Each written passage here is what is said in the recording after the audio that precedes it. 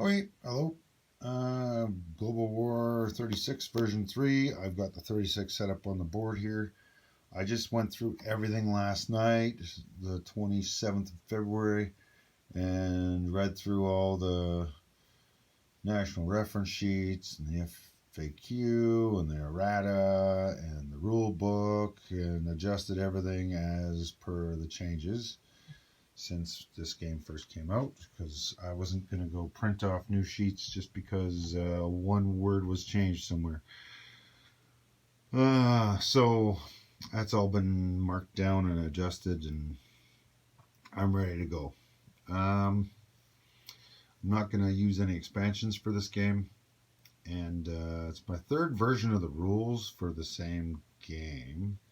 Version 3, version 2 are essentially the same map. They're essentially the same rule set. But just like when version 2 upgraded its rule set from version 1 to version 2, I know this version thing is getting confusing. The first rule set for version 2 got changed to the second rule set for version 2, which was the final rule set of that version 2 game.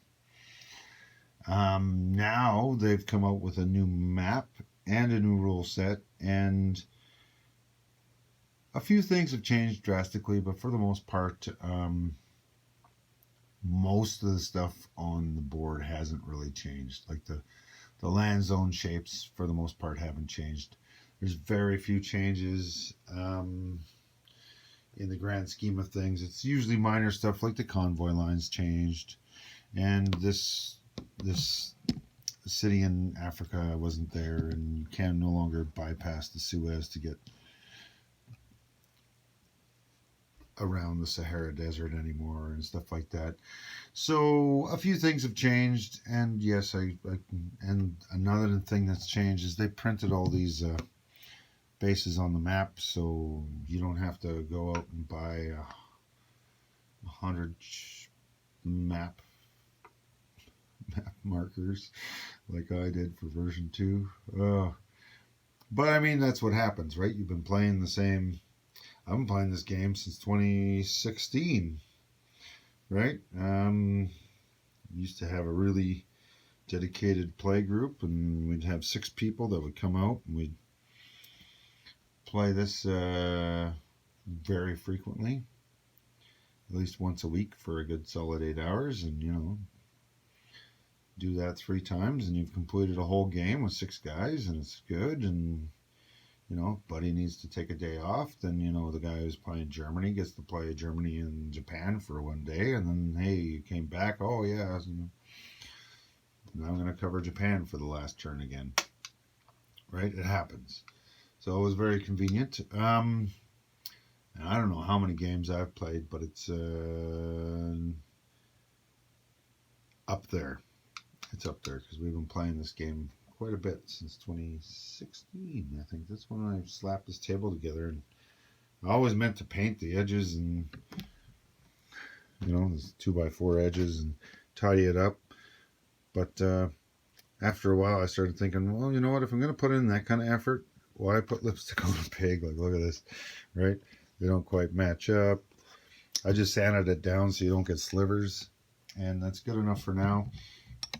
And maybe in the future I'll make some fancy table, but there's no point in going out of my way to clean up something that's just slapped together. So, I mean, we put it together in 2 hours, and we've been playing on it for, 16, 17, 5 or 6 years now, 5.5 years playing this game. So, yeah, I've been playing it a lot. 3 different versions, and then a whole bunch of erratas in between, and did a little bit of play testing with General Hand Grenade at some of the options for this one, and then I think I played a playtest game of World War I again, and I'm noticing that a few of the things from that have come into this rule set, and a few things that we tried in those things did not show up in these rule sets. So things change, right? That's the whole point of playtesting. It's like, well, let's see if this works. Oh, you know what? It kind of works, but it leads to this exploit. Okay, well, do we change the whole thing and scrap it, or do we try something different? Totally understand why it takes so long. And I don't know if anybody's ever tried to make one simple house rule in a game that already exists. You play it and go, you know what? It seems like it's great. Then you play it again, and another guy, and then seems like it's great. And then you show it to somebody else, and right away they're like, well, what about this and this? It's like, so it's not a finished house rule. I'm gonna have to change some stuff, right? It happens.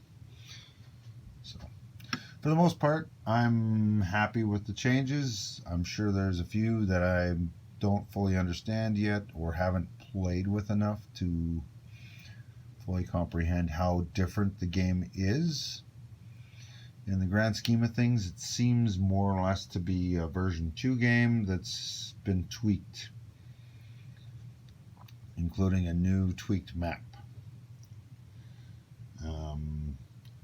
Played through it, and it's kind of funny because a lot of my little house rules that I had been doing myself had been incorporated in some form or another into the game for version 3, and it just makes sense, right? I'm no amazing rocket surgeon, so if I can find something, then it would be totally expected that somebody else would find the same thing and try it out, right? So I'm happy to see that some of those have come in. I noticed that a few came in that surprised me, and they're probably not the ones that I would do, but I'm a different person than you are, or the person who designed that stuff, and some things were changed to make units seem, just from what I can see of the rules, some things were changed to adjust a few things. I'm happy with how they knocked down a whole stage on the production chart, but then I'm not happy in some ways on how things are and are not knocked down on there. So, but I haven't played it enough. I understand that some of this was designed so that you buy more battleships and buy less destroyers. It seems, just by the basic way the rules are written, it makes sense.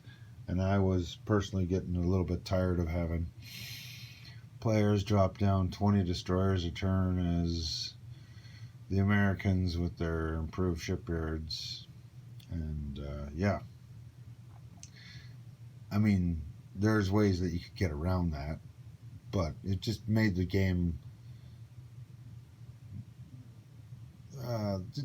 it wasn't as fun because we weren't using all the units that are incorporated in the game that we could have been using.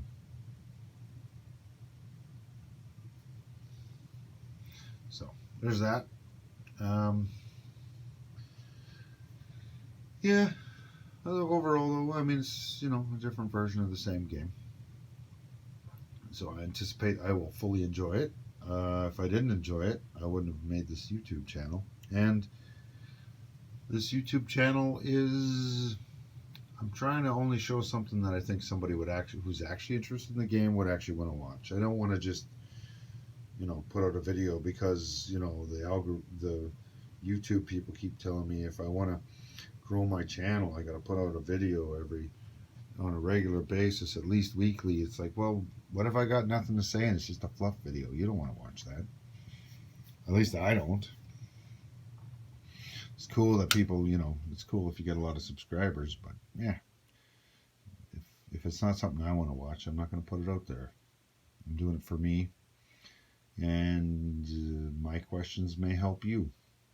And if they don't, sorry I wasted your time, but if they do, happy to help. All right, and yeah, I don't know what else to say right now. I think I'm rambling like a babbling person who's not able to visit people since the start of December. So it's been pretty much 3 months now. So yeah, surprise. Anyhow, I'm going to just shut this up because I'm starting to sound like a crazy ranting lunatic.